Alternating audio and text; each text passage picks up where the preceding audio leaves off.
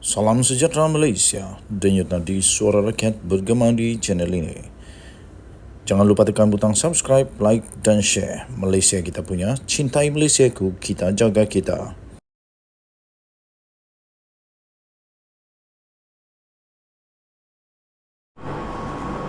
Salam sejahtera Malaysia, denyut nadi suara rakyat bergema di channel ini. Direct to the point. SPRM diarahkan untuk membuka fail lama Tun Mahathir. Habislah Mahathir kali ini. Betul-betul pening kepala Tun Mahathir kalau betul-betul SPRM buka fail lama Tun Mahathir. Ingat, fail-fail Tun Mahathir mungkin ada di tangan Anwar Ibrahim.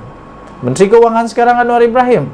Dia juga adalah Perdana Menteri. Nah, yang mengarahkan SPRM untuk segera buka fail lama Tun Mahathir ini tak lain tak bukan, pasti yang selalu buat banyak kontroversi sekarang dengan kenyataan-kenyataan yang panas. Tapi ada kalanya kenyataan itu betul. Kali ini Puat Zarkarsi sekali lagi buat heboh. Puat Zarkarsi, ahli Majlis Kerja Tertinggi UMNO, MKT UMNO, yaitu beliau menggesa supaya SPRM, Suruhanjaya Pencegahan Rasuah Malaysia, untuk membuka semula fail lama milik bekas Perdana Menteri Tun Dr. Mahathir Mohamad dan anak-anaknya. Tuan-tuan dan puan-puan, kalau fail lama Tun Mahathir dibuka, agaknya apa yang akan ditemui oleh SPRM? Agaknya apa yang akan ditemui oleh penguat kuasa? Agaknya lembaga hasil dalam negeri jumpa apa? Agaknya Bank Negara Malaysia jumpa apa? Nah, itulah persoalan-persoalannya. Speaker Dewan Undangan Negeri Dun Johor itu berkata, Dr. Mahathir sering mendakwa dirinya bersih, sedangkan amalan kronisme dan nepotisme berlaku sewaktu beliau bergelar Perdana Menteri. Kemudian, ini contoh-contoh yang diberikan oleh Puat Zarkarsi. Saya hanya bacakan, Anda boleh lihat ini di sinarharian.com.my, sinarharian.com.my, 17 hari bulan Jun pada pukul 1.37 petang tadi. Diberi tajuk SPRM perlu segera buka fail lama Tun Mahathir, kata Puat Zarkarsi. Jadi, dia bagi contoh. Contoh yang pertama dia tulis di sana, contohnya Petronas melalui MISC Bailout Konsortium Perkapalan milik Mirzan. Mahathir adalah PM masa itu. Bukankah itu kronisme? Kata Puat Zarkarsi. Habislah Mahathir kena jawab yang ini. Ini belum lagi kita cakap pendedahan daripada, tapi saya tak yakinlah pendedahan daripada Raja Petra tu, pelarian politik Malaysia tu. Yang tu saya tak berapa nak minat. Kalau dia betul-betul berani balik Malaysia, baru cakap bagus. Okey, itu pertama. Kedua, pada tahun 1997 pula, Mokzani Mahathir adalah pemilik saham terbesar kumpulan hospital pantai. Sekali lagi, Tun Mahathir adalah Perdana Menteri pada ketika itu, kata Puat Zarkarsi. Tapi ini memang fakta. Grup ini menguasai, Puat Zarkarsi kata, grup ini menguasai kontrak pembekalan peralatan semua hospital kerajaan, termasuk konsesi Fomema. Mokzani juga pemilik Kencana Group yang mendapat kontrak berbilion ringgit dari Petronas. Dakwa Puat Zarkarsi dalam kenyataan yang telah dimuat naik di Facebook pada Sabtu. Kita lihat kalau Mahathir berani pula saman Puat Zarkarsi. Muhammad Puat yang juga ahli Dewan Undangan Negeri Adun Ringgit berkata, Dr. Mahathir masih lagi seorang Perdana Menteri pada tahun 2002. Dan beliau juga pada masa sama memainkan peranan sebagai penasihat Petronas pada ketika itu. Okey, satu saja yang saya mau tanya Puat Zarkarsi. Dulu sebelum Anwar keluarkan pembelaannya di mahkamah dan dia menyebut tentang kontrak 200 juta itu, tak ada siapa yang berani untuk keluarkan bukti-bukti contoh-contoh begini. Sekarang baru keluarkan contoh begini. Kenapa ya? Tapi tak apalah, kita tetap memuji dia kerana berani untuk menyatakan perkara ini. Cuma, adakah ini hanya permulaan kepada sesuatu yang lebih dahsyat? Adakah kita akan melihat lebih ramai lagi pemimpin-pemimpin politik negara Malaysia yang semakin berani untuk mendedahkan kebenaran? Denyut nadi suara rakyat bergema di channel ini. Jangan lupa tekan butang subscribe, like dan share. Bye-bye. Salam sejahtera Malaysia. Denyut nadi suara rakyat bergema di channel ini. Mahathir dalam bahaya. Mahathir dalam bahaya. Kenapa saya kata dalam bahaya? Baru sebentar tadi, petang tadi minum kopi dengan kawan-kawan. Kemudian mereka tanya saya pendapat saya. Apa cerita dengan Mahathir?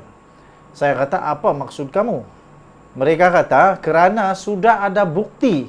Dan SPRM sudah pun mengeluarkan kenyataan bahawa kemungkinan SPRM akan, bukan kemungkinan, SPRM sedang mencari, sekiranya, bukan mencari, sedang membuat penilaian. Itu perkataan yang lebih baik adalah sedang membuat penilaian sekiranya di dalam Opcom itu terdapat salah laku, terdapat salah guna kuasa, terdapat penyelewengan yang boleh disiasat oleh SPRM. Kerana yang kita tahu, Datuk Seri Anwar Ibrahim telah pun mengeluarkan bukti kukuh di mahkamah melalui pembelaannya. Dia mendedahkan bahawa anak beranak Mahathir terlibat dengan satu ataupun kontrak-kontrak, satu atau beberapa kontrak yang dalam laporan itu tidak dinyatakan berapa kontrak, tetapi kontrak itu bernilai lebih 200 juta ringgit secara kemungkinan direct negotiation, kerana disebut juga pada waktu itu MKD, Menteri Kewangan yang diperbadankan, ada satu share disebut sebagai golden share, di mana share ini boleh dibuat untuk buat satu direct negotiation. Dan menurut pembelaan itu, Anwar berkata bahawa Mahathir ada kawalan kepada MKD tersebut. Jadi, sekiranya Mahathir didapati bersalah dan ada konflik of interest, saya kata dengan kawan itu, Mahathir dalam bahaya. Yang kesiannya, Mahathir sekarang dah 98 tahun. Najib Razak kena penjara 12 tahun kerana 42 juta ringgit Malaysia,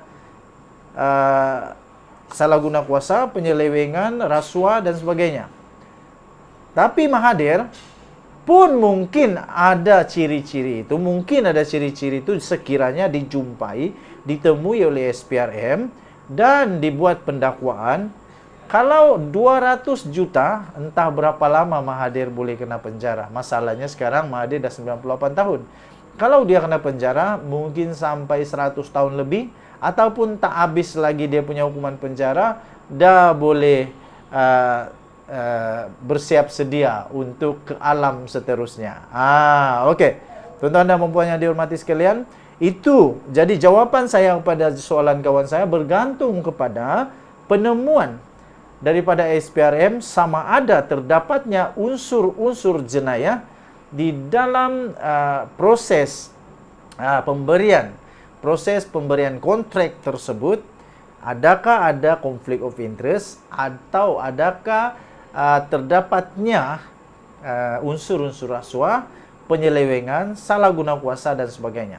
Tetapi Mahathir nampaknya sekarang ini dah berdiam diri. Selepas saja Anwar keluarkan bukti itu di mahkamah, sampai sekarang Mahathir belum ada apa-apa komen. Jadi melalui laporan itu ditulis di hujung laporan, berita seterusnya akan menyusul. Berita seterusnya akan menyusul. Maknanya ada sambungan kepada cerita ini. Jangan lupa untuk bersama-sama dengan saya seterusnya di dalam perkembangan terkini. Adakah Mahathir akan didakwa atau tidak? Adakah dia akan dipenjara atau tidak? Tetapi ramai kawan kata Mahathir mungkin kena penjara. Begitulah. Tapi saya kata jangan dulu buat andaian cepat. Kita kena biarkan SPRM untuk menyiasat, kemudian biarlah Perundangan Negara Malaysia menjalankan tugasnya. Denyut nadi suara rakyat bergema di channel ini. Bye-bye.